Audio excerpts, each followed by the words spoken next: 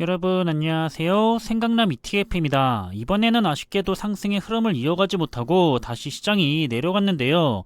너무 짧게 반등이 끝나서 다소 아쉬운 마음도 드는 것 같은데, 그럼 시장의 주요 흐름과 이슈들에 대해서 한번 관련된 내용을 살펴보겠습니다. 현재 미국의 증시는 지난 금요일에 반등을 이어가지 못하고 다시 하락을 했는데요. 시장의 불안 요소인 긴축과 전쟁 그리고 중국의 봉쇄 등 해결된 일이 별로 없었기 때문입니다. 따라서 현지 시간으로 16일 다우지수는 0.08% 소폭 상승을 했고요. 반면에 S&P 500 지수는 마이너스 0.39%가 하락을 한 모습이고, 그리고 기술주 중심의 나스닥 지수는 가장 큰 폭인 마이너스 1.2%가 하락을 하면서, 이렇게 미국을 대표하는 3대 지수는 한 주의 시작을 아쉽게도 다시 하락장으로 마무리를 했습니다. 시장의 공포지수로 불리고 있는 변동성 지수는 이번에도 내려갔는데요. 역시 전일 종가보다 더 내려간 모습이고, 수치도 일단은 공포가 확대되는 시점이 30 아래로 내려오기는 했지만, 시장은 하락을 했는데 공포지수가 내려간다는 것은 오히려 중단기적으로 좋지 않다고 하고 있기 때문에 앞으로의 시장의 흐름이 약간은 더 신경이 쓰이는 것 같고요. 그럼 우선 대표적인 우량한 기술주 기업들의 흐름을 살펴보면, 나스닥 시장이 하락을 했던 만큼 대표하고 있는 우량 기업들도 대체적으로 좋지 않았던 모습이고요. 특히 테슬라가 거의 마이너스 6% 가까이 하락을 했는데, 현재 고점에서는 마이너스 37%가량 내려와 있는 중입니다. 그리고 시간의 장에서도 혼잡한 움직임들이 많이 보였던 것 같고요. 따라서 오늘 국내장에서 관련된 두 가지 ETF는 그다지 좋은 모습을 보이지는 못할 것 같습니다. 그리고 우리 투자자들이 역시나 많이 투자를 하고 있는 대표적인 투자 분야들은 아쉽게도 모두 하락의 모습을 보였는데요. 시간의 장에서도 국내장과 관련이 있는 테마의 ETF들은 정규장의 흐름을 뒤집을 만큼의 모습은 없었기 때문에, 마찬가지로 오늘 국내장에서 관련된 ETF들은 좋지 못한 흐름이 예상이 되고 있습니다. 그리고 4차 산업과 관련해서 기대가 되고 있는 대표적인 기술주 산업 분야의 ETF들은 이번에도 역시 모두가 하락을 했는데요. 쉽지 않은 시간이 지나가고 있는 것은 여전한 것 같고요. 하지만 시간의 장에서는 또 반대로 다시 반등하려는 움직임들이 크게 나타났기 때문에 현재의 주가를 유지하면서 범위를 유지하며 오르락 내리락 하려는 움직임으로 흘러가려고 하는 것이 아닐까 하는 생각을 해보고 있습니다. 현재 S&P 500 지수를 살펴보면 3,800선이 마이너스 20%의 약세장에 진입하기 직전에 놓였던 S&P 500 지수가 아직까지는 그 위의 구간에서 흐름을 유지하고 있는데요. 이제 시장에서도 아예 S&P 500 지수에 대해서 최하단을 3,600선으로 잡고 있는 것 같습니다. 대부분 현재 상태를 하단으로 잡고 있기는 하지만, 경기가 여기에서 침체로 흘러가게 된다면 3,600선까지 하락하게 될 것으로 전망을 하고 있고요. 그렇지 않다면 4,000선에서 4,100선을 하단에 두고 시장이 흘러가게 될 거라는 의견들이 많은 상황입니다. 그리고 계속 투자자들의 투자 심리를 불안하게 만드는 요소들이 참 많은데요. 우선 패드의 공격적인 긴축으로 인해서 미국의 경제 성장률이 낮아질 거라는 전망이 있고요. 그리고 S&P 500 지수의 연말 전망치도 4,300으로 낮췄습니다.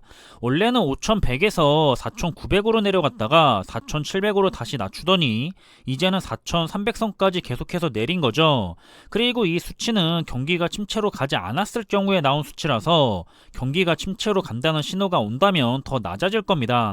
아무튼 골드만삭스는 앞으로 3개월가량은 지금의 주가를 유지하다가 올해 후반에야 시장이 상승을 할 것으로 분석을 하고 있는 모습이고요. 그리고 중국의 봉쇄에 대한 영향도 더 심해지고 있는 모습인데요. 중국의 경제에 대한 각종 지표들이 최악으로 나왔습니다. 따라서 중국의 2분기 실적이나 성장률 또한 좋지 않을 것을 전망하고 있기 때문에 당분간 중국은 계속해서 힘이 들 것으로 생각이 되고 있고, 또한 중국만 힘든 게 아니죠. 미국이나 글로벌 경제 또한 함께 타격을 받을 거기 때문에 우리 투자자들도 2분기 실적이나 경제 성장에 대해서는 기대를 하기보다는 다시 한번 충격을 대비하는 것이 좋아 보입니다. 하지만 중국 역시 봉쇄를 풀고 완전히 회복하겠다고 발표를 하기는 했는데요. 실제로 실행하게 된다면 올해 하반기에는 한번 긍정적으로 긍정적으로 생각해 볼 만하다고 언급을 하고 있기도 하고요. 그리고 역시 러시아와 우크라이나에 길어지고 있는 전쟁의 여파죠. 유럽이 침체 위험에 다가가고 있다고 하지만 사실 유럽뿐만 아니라 이미 전 세계적으로 좋지 않은 영향을 미치고 있고 앞으로도 여러 가지 문제들을 발생시키게 될 거라고 생각을 하고 있는 중입니다.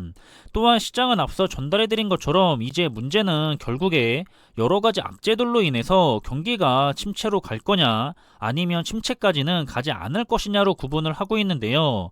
침체까지 가지 않는다면 지금이 바닥이라고 하고 있고요. 만약에 침체로 간다면 바닥 밑에 지하실로 들어가게 되는 건데 이럴 때는 참 미래를 알 수만 있다면 좋겠다는 생각이 드는 것 같습니다. 마지막으로 현재 미국의 S&P 500 지수는 역사적으로 평균 수준으로 낮아진 상황입니다.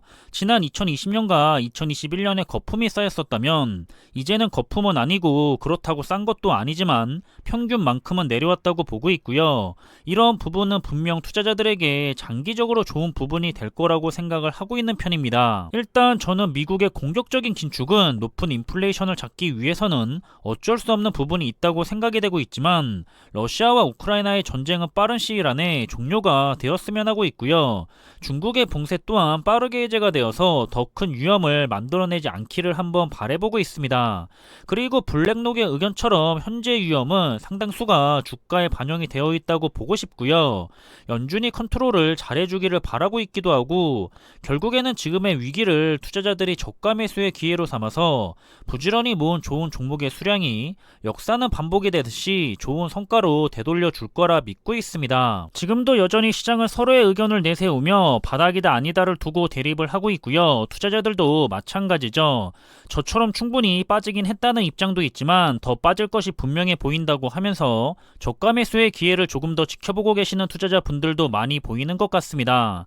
그리고 이건 지금뿐만 아니라 투자하는 수십 년의 기간 내내 대립될 주제라고 생각이 되고요. 아마도 거품이다 아니다 바닥이다 아니다에 대해서는 다 자기의 기준이 정답이겠죠.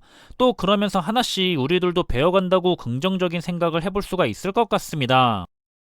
일단은 저도 경기가 침체로 가지만 않는다면 지금이 바닥이라고 생각을 하고 있기 때문에 지금을 굉장히 매력적인 시장 상태라고 생각을 하고 있는데요. 여러분들은 어떤 시선으로 지금의 시장을 바라보고 계시는지 궁금하기도 하고요. 그리고 지금 당장 투자를 한다고 해서 시장이 회복이 되고 곧바로 좋은 수익률을 보일 거라고 생각을 하지 않고 있고 그저 지금을 바닥권으로 해서 주가가 움직이기를 바라면서 다시 올라가기 전에 수량을 모을 시기라고 생각을 하고 있습니다. 지금 당장 주가가 올라가지 못한다고 해도 올라갈 때가 되면 내가 모았던 수량만큼 그대로 수익을 가져가기 때문에 손해라는 생각은 하지 않고 있고요. 언제나 자신의 기준에 맞도록 좋은 투자 생활을 우리 모두가 잘 이어나갔으면 좋겠습니다. 시장은 우상향 한다는 것을 알고 있기 때문에 이왕이면 즐기시는 투자를 하시기를 바라고 있고요. 그럼 저는 이번에 준비한 내용은 여기서 마무리하겠습니다. 항상 준비한 내용들이 여러분들과 함께 투자하는 데 있어서 많은 참고가 될 수 있는 그런 좋은 영상이 되기를 바라고 있고요. 심리적으로도 그리고 좋은 정보로도 도움이 되었으면 좋겠습니다. 그럼 영상이 도움이 되셨다면 구독과 좋아요 부탁드리고요. 저는 다음에 더 좋은 정보들로 찾아뵙겠습니다. 감사합니다.